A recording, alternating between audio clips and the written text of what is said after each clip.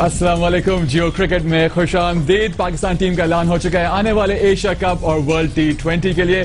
Pakistan team की chances को लेकर और पाकिस्तान सेलेक्टर्स की जानिब से सिलेक्ट की गई टीम के ऊपर हम डिस्कस करेंगे। डिस्कशन होगा हमारे इस प्रोग्राम में। हमारे साथ मौजूद होंगे क्रिकेट के सिकंदर बख्त, और इस्लामाबाद से हमें ज्वाइन करेंगे रावलपिंडी एक्सप्रेस शोएब अख्तर, और लाहौर से हमें ज्वाइन करेंगे पाकिस्तान क्रिकेट टीम के साबिक कप्तान मोहम्मद यूसुफ। लेकिन डिस्कशन का आगाज करने से पहले आए नजर डालते हैं इस रिपोर्ट पर। Just taking some hard there, coming down the track, a big hit. नया इम्तिहान, नया मैदान और नई आजमाइश, जिसके लिए किसी को ग्रीन सिग्नल मिला तो किसी को हरी झंडी दिखा दी गई और किसी को इंतजार के बदले सब्र का फल मिल गया। एशिया कप और वर्ल्ड T20 के लिए खिलाड़ी चुन लिए गए। एशिया कप के लिए बैटिंग लाइन की बात की जाए तो असल दारोमदार होगा 50 स्पेशलिस्ट मिसबाउल हक पर। Well played, मिसबाउल हक। फिर इनफॉर्म मोहम्मद हफीज और अहमद शहजाद भी तवज्जो का मरकज होंगे। शाहिद आफरीदी और उमर अकमल के बैट चल गए तो ग्रीन शर्ट्स को जीत से कोई नहीं रोक सकता। बॉलिंग का दारोमदार होगा दूसरा स्पेशलिस्ट सईद अजमल पर। And he did try something different. फिर जुनेद खान की तूफानी बॉलिंग भी मैच को यकतरफा बना सकती है। उमर गुल की वापसी भी ग्रीन शर्ट्स के लिए अच्छा शुगून है।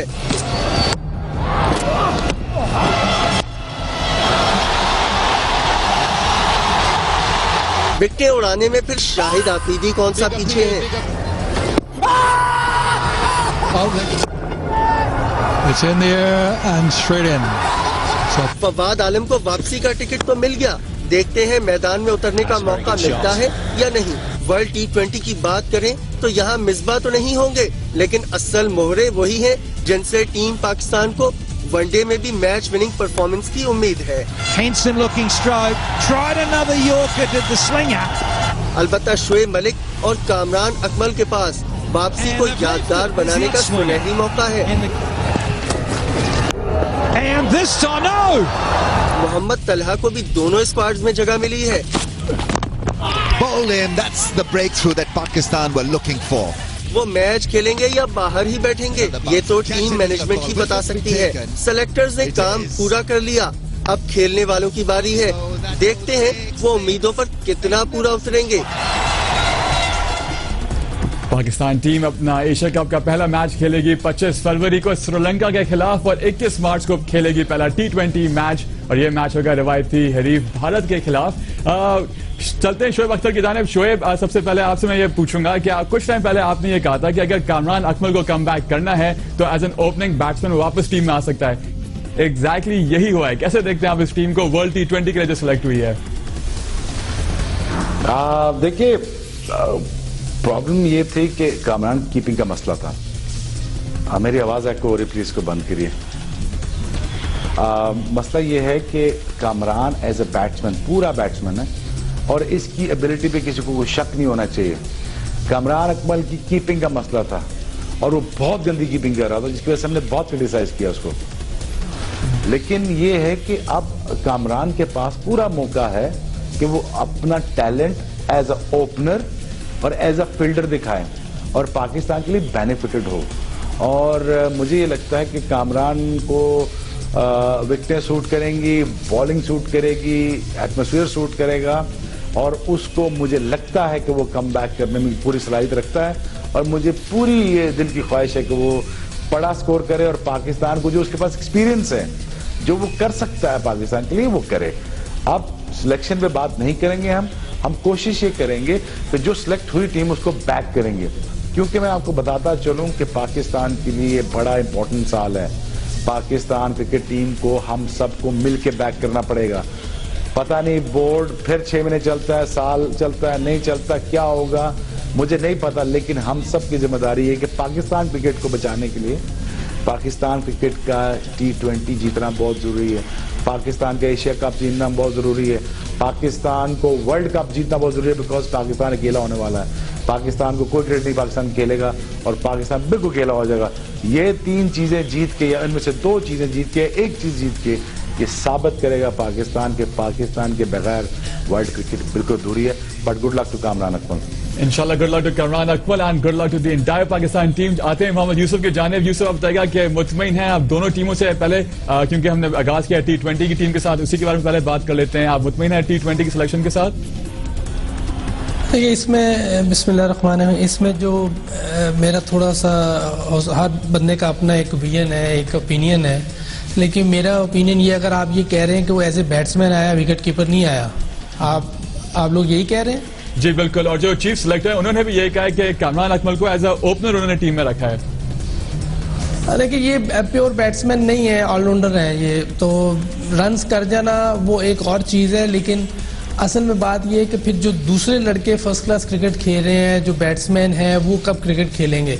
अगर आप एक विकेट कीपर आप एज ए बैट्समैन खिला रहे हैं तो ये दूसरे लड़कों का ज्यादती है. ऐसी चीज़ नहीं होनी चाहिए जिससे दूसरे लड़के को डिसएडवांटेज हो जाए, वो दिल बर्दाश्त हो जाए, वो कह रहे हैं हम कब खेलेंगे. तो मैं किसी के खिलाफ नहीं हूँ, लेकिन एक सिस्टम जो होता है ना, सिस्टम में ऐसी चीज़ें नहीं होती कि आप एक विकेट कीपर उठा के बैट्समैन बना दें. इससे अच्छा, और इसका मतलब पाकिस्तान में और कोई बैट्समैन है ही नहीं, ये नज़र आ रहा है. सिलेक्टर का काम है कि वो जाके देखें ग्राउंड में कि कौन से प्लेयर किस काबिल हैं, किस तरह की क्रिकेट खेल रहे हैं. पूरे मेरे ख्याल पाकिस्तान में 18 तो 2020 की टीमें थी, तो इसमें एक भी ओपनर नहीं मिला. या जितने और फर्स्ट क्लास में खेले, कोई ओपनर ऐसा नहीं कि जो पाकिस्तान की T20 में जाके खेल सके. तो मसला ये है कि जब तक हम प्रॉपर किसी के साथ इंसाफ नहीं करेंगे, उस वक्त तक पाकिस्तान की टीम बेहतर नहीं हो सकती. ये ज्यादती है किसी के साथ भी. हाँ, अगर आप उसको विकेट कीपर ले रहे हैं तो विकेट कीपर मेरा ख्याल है कि उसकी विकेट कीपिंग तो शोएब खुद ही कह चुका हुआ है कि इतनी अच्छी नहीं है कि उसको दोबारा विकेट कीपर लाया जाए. लेकिन अगर एज ए बैट्समैन आप कह रहे हैं तो ये भी मेरा ख्याल ज्यादती है कि प्योर बैट्समैन नहीं है वो.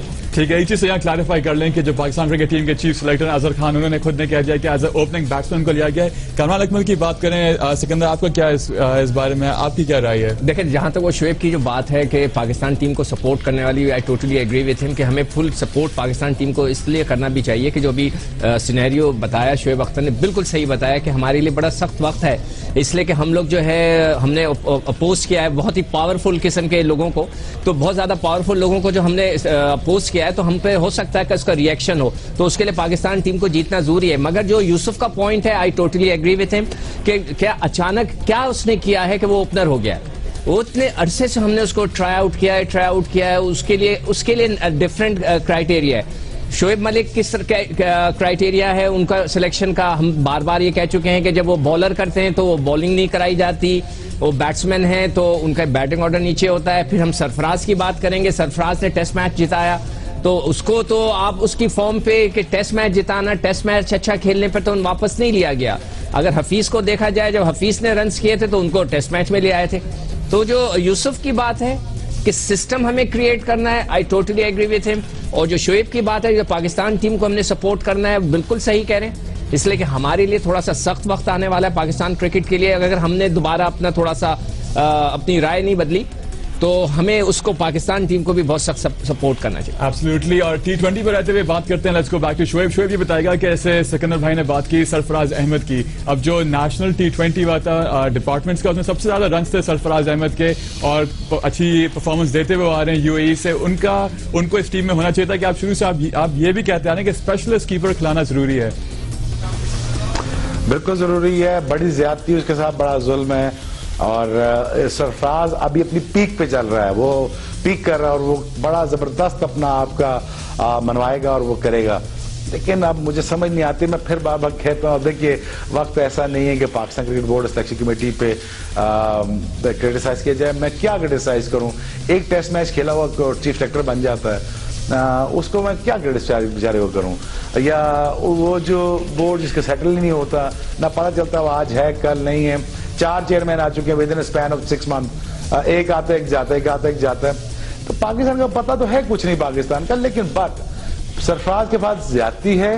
स्पेशलिस्ट कीपर खिलाना चाहिए. उमर अकमल को अगर इंक्लूड करना है तो कोई बात नहीं, दोनों भाइयों को एज ए बैट्समैन खिलाया जाए. कीपर इंपॉर्टेंट है, बहुत इंपॉर्टेंट है.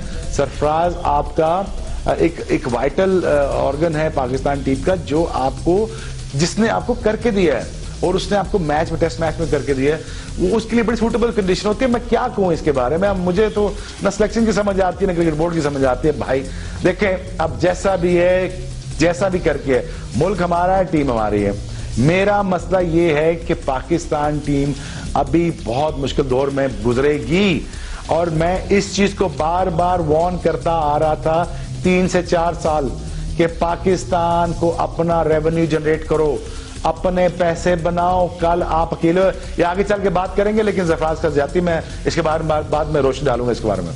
ठीक है, बिल्कुल सही कहा आपने शोएब, और यही चीज मुझे यूसुफ से भी पूछनी थी। यूसुफ, आप बताइएगा कि क्या सरफराज अहमद को T20 के स्क्वाड में होना चाहिए था, एशिया कप के स्क्वाड में होना चाहिए था, गिवन द फैक्ट कि हालिया जो T20 हुआ था, डोमेस्टिक डिपार्टमेंट्स का सबसे हाईएस्ट रन उन्होंने स्कोर किए थे, ये लाहौर में हुआ था, डिफिकल्ट कंडीशंस थी बैटिंग करने की, उसमें उन्होंने परफॉर्म किया था। इसमें तो कोई शक ही नहीं कि उसने ये डोमेस्टिक क्रिकेट का, तो मैं फिर भी कहूंगा कि मैं इधर कोई रन्स कर भी दे तो इतना ज्यादा वो नहीं करना चाहिए। उसने तो टेस्ट क्रिकेट में करके दिखाया, दोनों बार सेकंड इनिंग में जहां जरूरत थी उसने रन्स करके दिखाए। और ये जो आप आखिरी टेस्ट जीते हैं, अजहर अली के बाद अगर किसी की मैच विनिंग परफॉर्मेंस थी तो वो इस लड़के की थी। इसने आते ही जो रन्स इतने तेज किए हैं, जिसकी वजह से बाद में रन्स करने बहुत आसान हो गए थे। 3 या 4 रन्स की, 3.5 रन्स की एवरेज रह गई थी, बल्कि 3.5 या 3 की थी। वो कोई मुश्किल काम नहीं था। तो असल सेहरा इसके सर पे जाता है जिसने इतना प्रेशर मैच में आके इतनी जबरदस्त इनिंग खेली, और प्रोफेशनल कीपर है, जबरदस्त कीपर है। उसको तो तीनों क्रिकेट में खेलना चाहिए, और जैसे शोएब ने कहा उसका पीक चल रहा है, उसको खिलाना चाहिए। हमें क्रिकेट बोर्ड को क्रिटिसाइज नहीं करना, हमने सिर्फ क्रिटिसाइज करना है जो गलत सिलेक्शन हो रही है। बोर्ड का कसूर नहीं है, ना चेयरमैन का कसूर है, क्योंकि जब भी कोई चेयरमैन आता है वो कोई भी ऐसा चेयरमैन नहीं होता जो नुकसान चाह रहा हो टीम का, लेकिन असल में जो नीचे मुशीर होते हैं ये मरवा देते हैं, ये लोग गलत फैसले करते हैं, जिसकी वजह से ये होता है। अब ये क्रिकेट टीम में आना कामरान अकमल का मेरा ख्याल है कि ये इकबाल कासिम की वजह से हुआ है, क्योंकि वो नेशनल बैंक के हैं, और मेरी समझ से बाहर है कि ये वही पिछले गवर्निंग बोर्ड में भी ये थे और अब नए गवर्निंग बोर्ड में भी ये हैं। इनके पास कौन सी गिदड़ सिंगी है या कौन सा, मेरा मकसद इनके पास सिफारिश है जो बार बार हर जगह आ जाते हैं। उधर ये 60 साल से ऊपर की उम्र है और गवर्नमेंट की जॉब में अभी तक लगे हुए हैं। ठीक है, अगर ये जॉब में लगे तो मेरी समझ से बाहर है ये लोग मरवाएंगे। मैं बता रहा हूँ, जब तक ऐसे लोग हैं इस मुल्क में हमारा नुकसान होता रहेगा। इकबाल भाई से गुजारिश है कि या तो खुद छोड़ दें।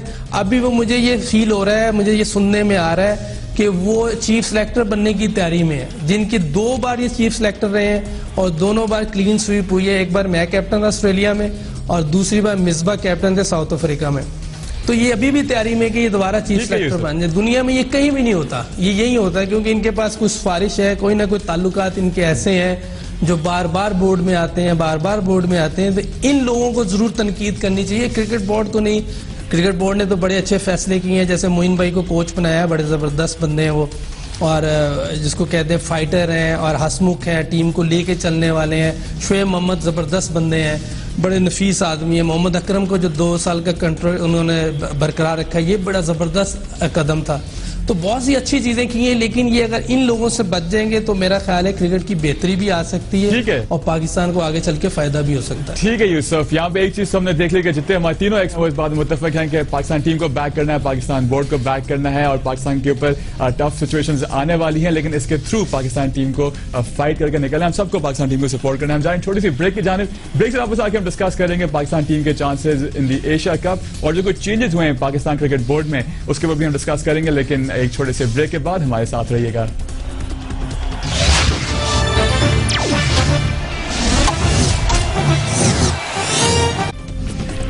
ब्रेक के बाद खुशामदीद। ब्रेक से कबल हम बात कर रहे थे पाकिस्तान टीम और उसके चांसेस T20 को लेकर। अब क्विकली हम बात करेंगे एशिया कप की, और फिर हम बात करेंगे पाकिस्तान टीम के ओवरऑल जो स्ट्रक्चरल चेंजेस हुए हैं कि अब पाकिस्तान टीम और पाकिस्तान क्रिकेट बोर्ड कहां खड़ा है और किस तरह से वो दुनिया क्रिकेट में वापस अपना नाम बनवाएगा और इन होगा जिस तरह से एक दौर में पाकिस्तान की टीम और पाकिस्तान बोर्ड बहुत बेहतरीन और मजबूत एक बोर्ड हुआ करता था। लेकिन क्विकली एक वर्ड लेते हैं हमारे एक्सपर्ट से over the Asia cup. Shoaib, आपसे स्टार्ट करते हैं कि क्या हिकमत अमली होनी चाहिए पाकिस्तान टीम की एशिया कप में, गिवन द टीम जो सिलेक्ट हुई है?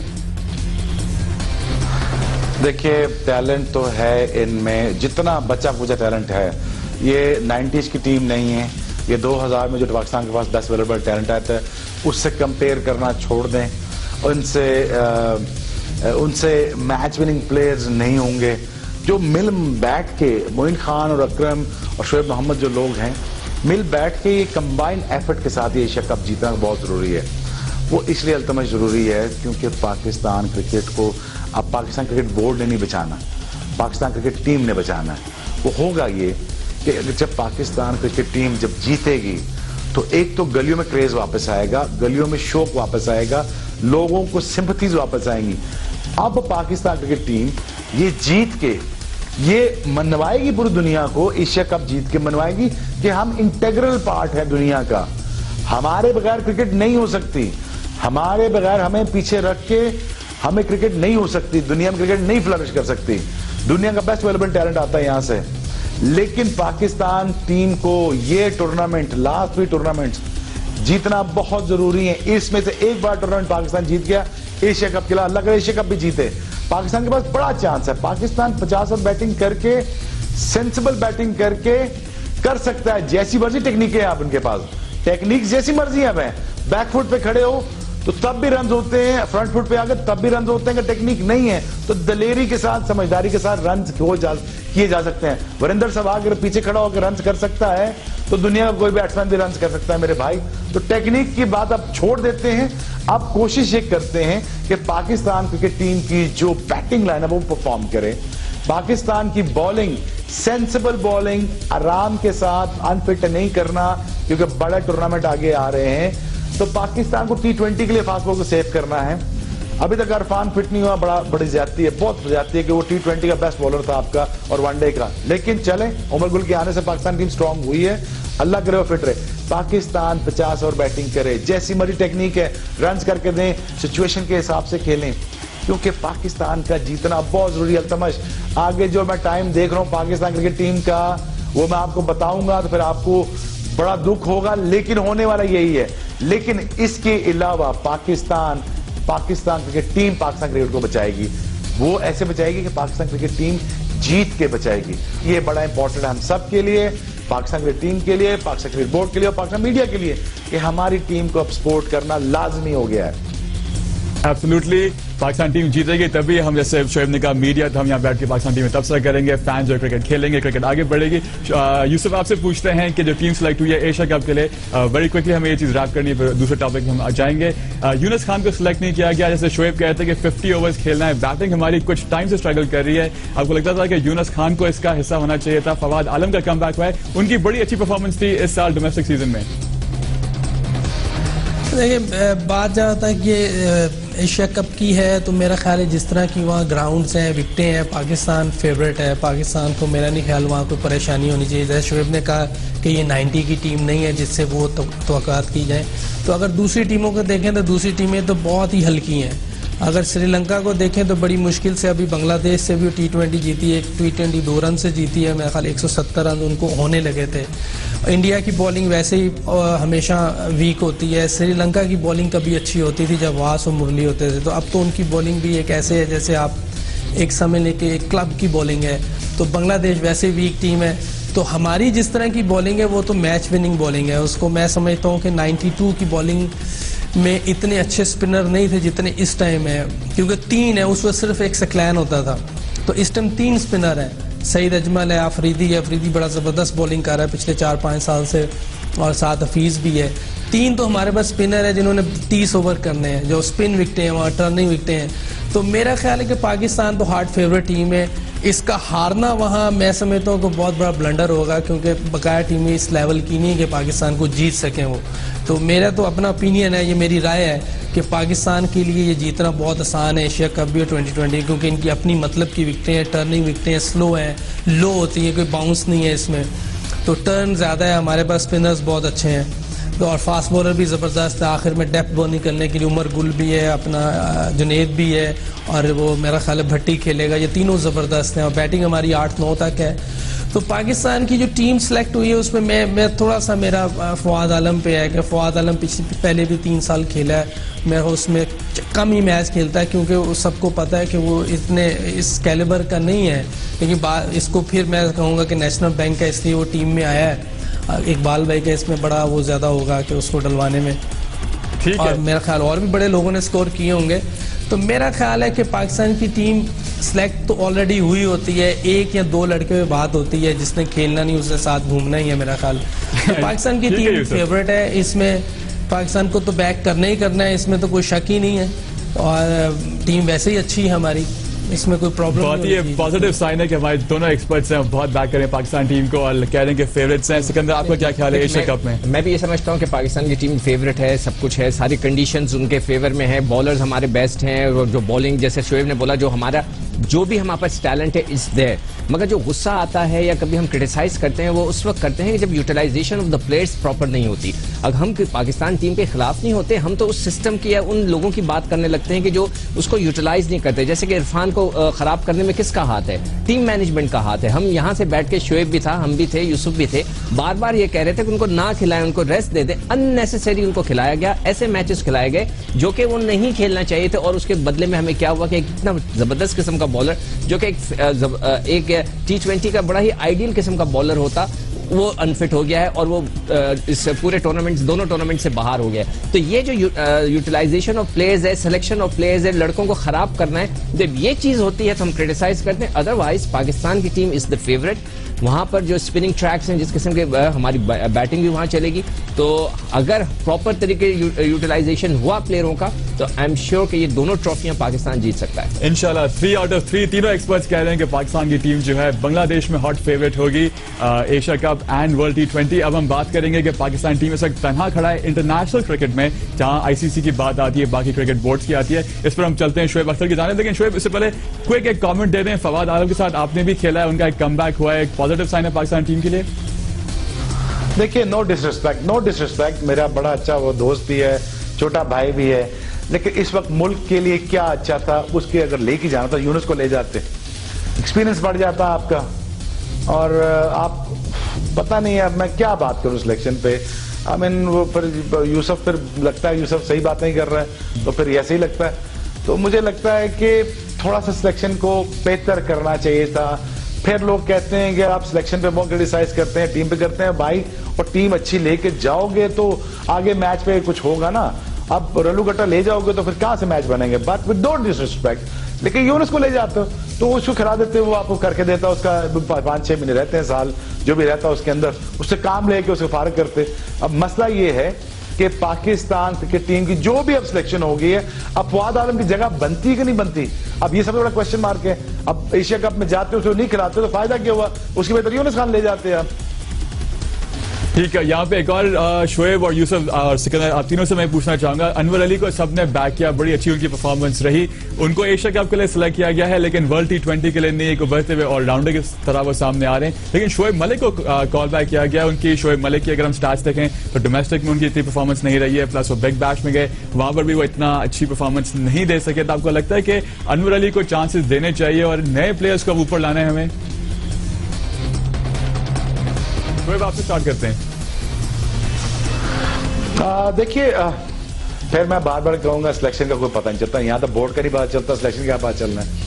सिलेक्शन जब तक आप ईमानदार, विजनरी, खुले दिमाग वाले, जिनको क्रिकेट खेली हुई है, खुदारा हाथ जोड़ता हूं, आप बस कर दें पाकिस्तान क्रिकेट को। आप 25 साल से 30 साल से वही आई डोंट नो कौन से चेयरमैन हैं, कौन से सिलेक्शन कमेटी के चेयरमैन हैं, वही 15 से 20 लोग 30 साल से पाकिस्तान क्रिकेट बोर्ड में आ रहे हैं और उन्होंने बेड़ा गर्क करके रख दिया पाकिस्तान क्रिकेट बोर्ड का।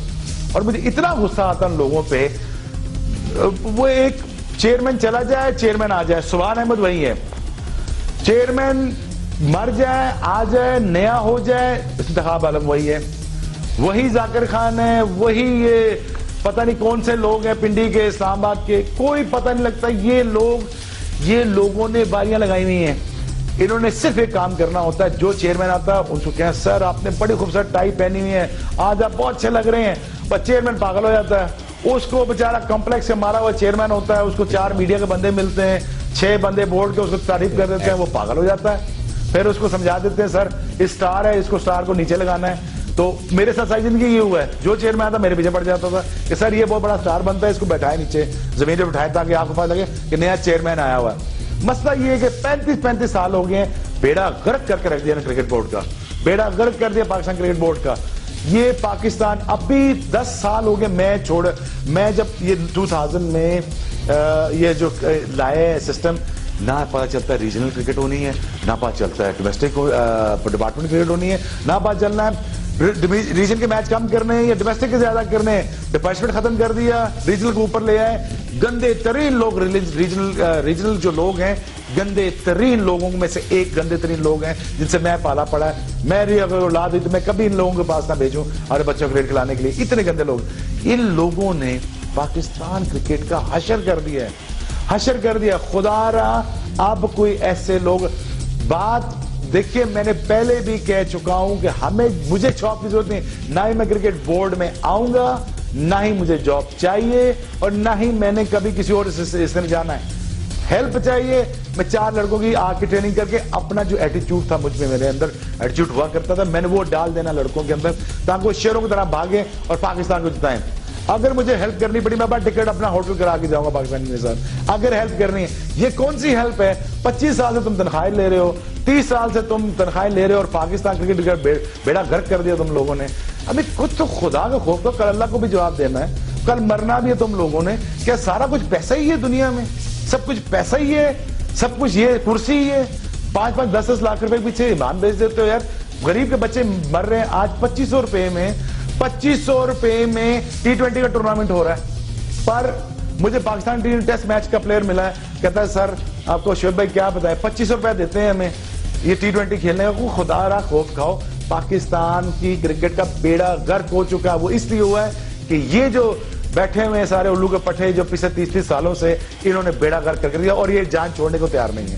ठीक है, यहाँ सिकंदर भी कुछ आप ऐड करना चाहिए? ऐड करना चाहूँ, जो शोएब बात कर रहे हैं कि उसके मैं टोटली एग्री विथ हिम कि जो लोग बैठे हुए हैं। जब मैं सेलेक्टर था तो मैंने उस वक्त जो चीजें देखी वो मैं आपको बता सकता हूँ कि 2 महीने के अंदर मैंने देखा था कि जितने मेरे साथी सेलेक्टर्स थे, मैं नाम नहीं लूंगा, लोग सब जानते, वो डिक्टेशन लेते थे। डिक्टेशन भी चेयरमैन की फैमिली का लेते थे। That was the most surprising thing for me, जिसकी वजह से मैं वहां रिजाइन करके निकल गया था कि जी मैं नहीं काम कर सकता। उसकी बेसिक वजह ये थी कि जो वहां पे लोग मौजूद थे वो यस मैन थे, यानी कि अगर वो आप यस मैन हैं तो पाकिस्तान क्रिकेट बोर्ड में रेस्ट के ज्यादा मैं आगे नहीं बोलूंगा। ठीक है जी, यहाँ हम जा रहे हैं थोड़े से ब्रेक के जाने, लेकिन ब्रेक के बाद हम बात करेंगे कि अब पाकिस्तान की टीम कहाँ खड़ी है, पाकिस्तान का बोर्ड कहाँ खड़ा है और अब इसके आगे जो है किस तरह से पाकिस्तान को वापस आइसोलेशन से बाहर आना है, इंटरनेशनल क्रिकेट को वापस पाकिस्तान लाना है, प्लस किस तरह से बाकी बोर्ड के साथ मिलकर आगे चलना है। हम जा रहे हैं बहुत ही छोटे से ब्रेक के जाने, ब्रेक के बाद आके हम डिस्कशन को जारी रखेंगे। हमारे साथ रहिएगा।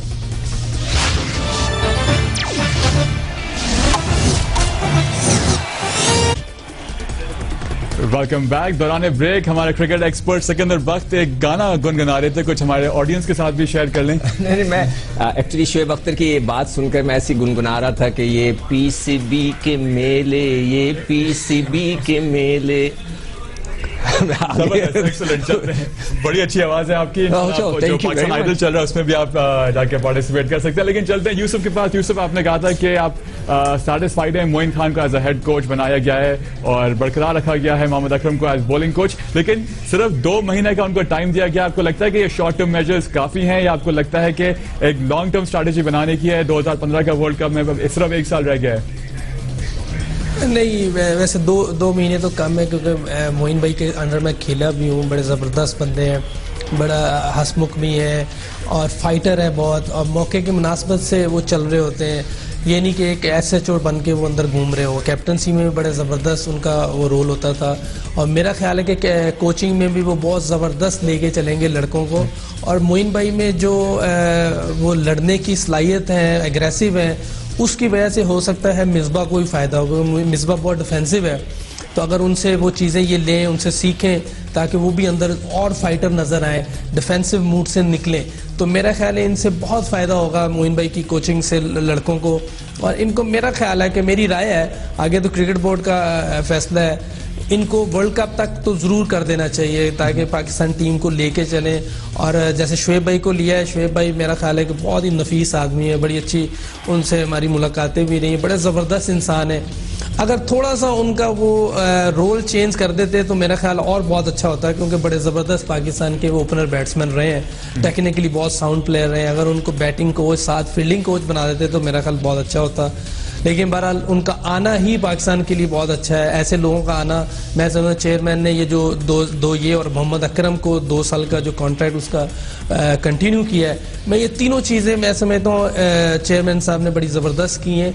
ऐसे फैसले अगर करते रहेंगे तो पाकिस्तान को बहुत फ़ायदा होगा। एक फैसला अगर वो और कर दें, जो पिछले गवर्निंग बोर्ड के लोग थे वो इस गवर्निंग बोर्ड में एक भी नहीं होना चाहिए, इससे पाकिस्तान को बहुत फायदा होगा, क्योंकि उन्हीं लोगों ने पाकिस्तान को बिग 3 में आज इस पोजीशन पर पहुंचाया है कि उन सब ने गवर्निंग बोर्ड ने मशवरा दिया होगा, तो उनमें से कोई भी इस नए गवर्निंग बोर्ड में नहीं होना चाहिए।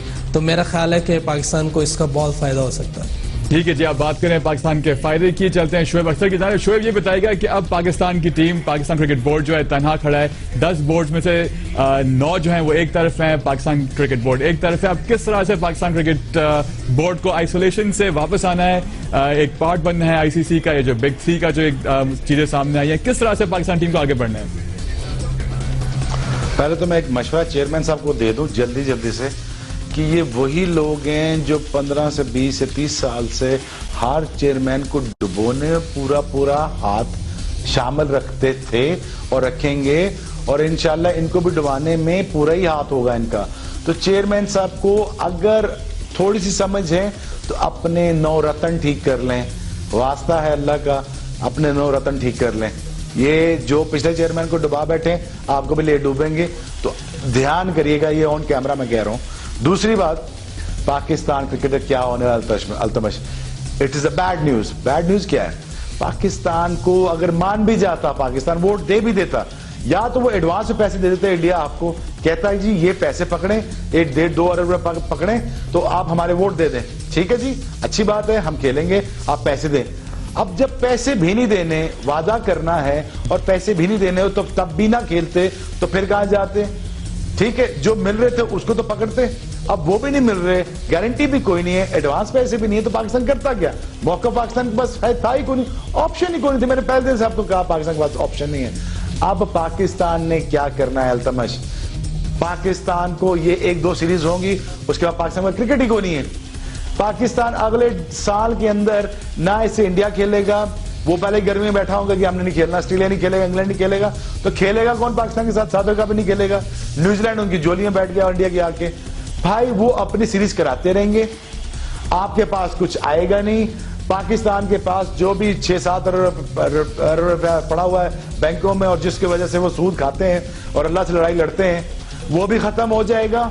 और पाकिस्तान के पास रहेगा क्या? जॉब चली जाएंगी, यही इंतखाब जाकर पता नहीं कौन सुबहान ये जो रखे हुए हैं ये भी निकल जाएंगे, अकेडमी में जॉब भी चली जाएगी। पाकिस्तान को करना क्या है? अब मैं 4 साल पहले कहता था अकेडमीज को, जगह को पंजाब गवर्नमेंट के साथ बैठ के, पिंडी में बहुत सारी बड़ी सोसाइटियां बनी हैं, बैरिया बना है, फलान ढमकान बना है। मैं आपको कह रहा हूं कि पाकिस्तान पंजाब गवर्नमेंट से बैठ के अपनी प्रॉपर्टीज के ऊपर कुछ सोचे कि क्या बनाना है।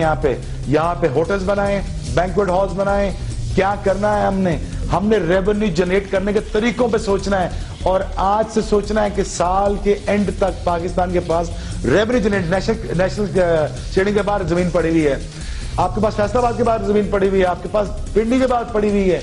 आप गवर्नमेंट से रिक्वेस्ट करके अपना इंफ्रास्ट्रक्चर जहां से रेवेन्यू जनरेट हो, अगर PIA अपने होटल बना सकती है न्यूयॉर्क या पेरिस में, तो पाकिस्तान क्रिकेट बोर्ड भी बना सकता है।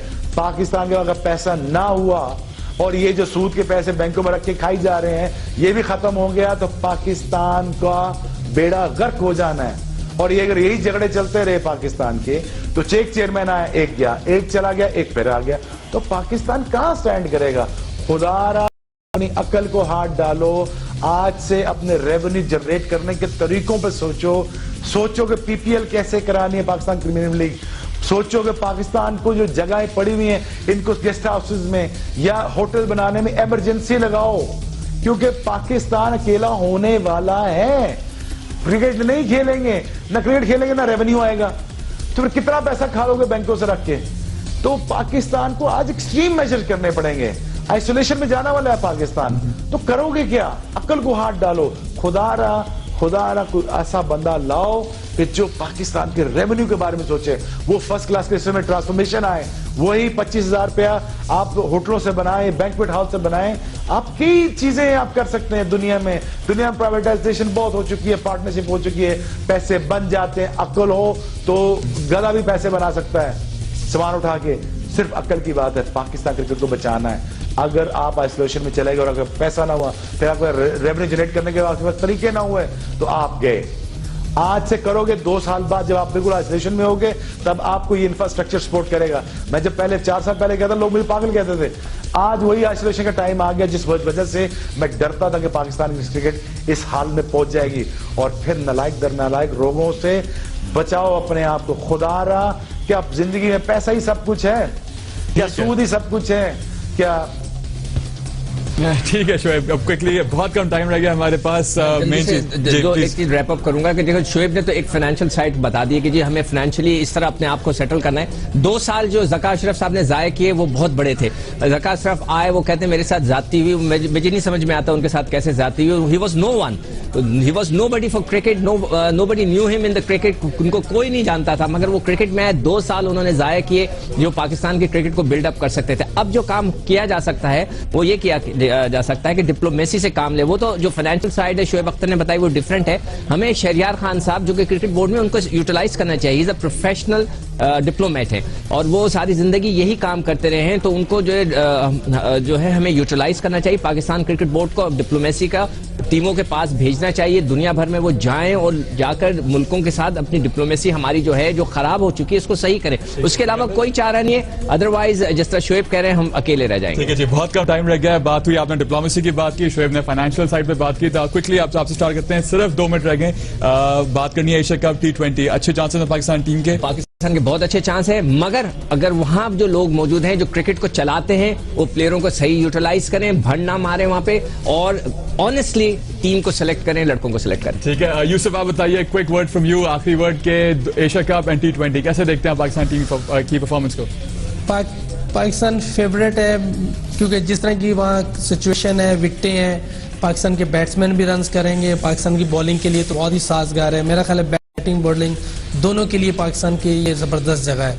मैं समझता हूँ दोनों कप जीतने चाहिए। अगर किसी वजह से हार जाते हैं तो मेरा ख्याल है कि पाकिस्तान की बदकिस्मती होगी। ठीक है जी, शोएब भाई, last word from you.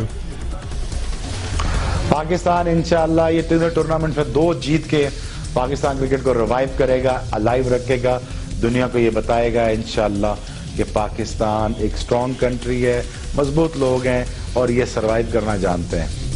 Excellent जी, तीनों हमारे पैनलिस्ट, तीनों एक्सपर्ट्स ने यही कहा कि पाकिस्तान टीम फेवरेट है और इंशाल्लाह बेहतरीन परफॉर्मेंस देगी एशिया वर्ल्ड T20 में। आप तीनों का हमारे साथ होने के लिए बहुत शुक्रिया। Thank you Shoaib, thank you Yusuf and बहुत शुक्रिया सिकंदर बख्श। फिलहाल हमारे स्पोर्ट्स सोर्स से इतना ही। मजीद खबरों और अपडेट्स के लिए आप देखते रहिए जियो न्यूज।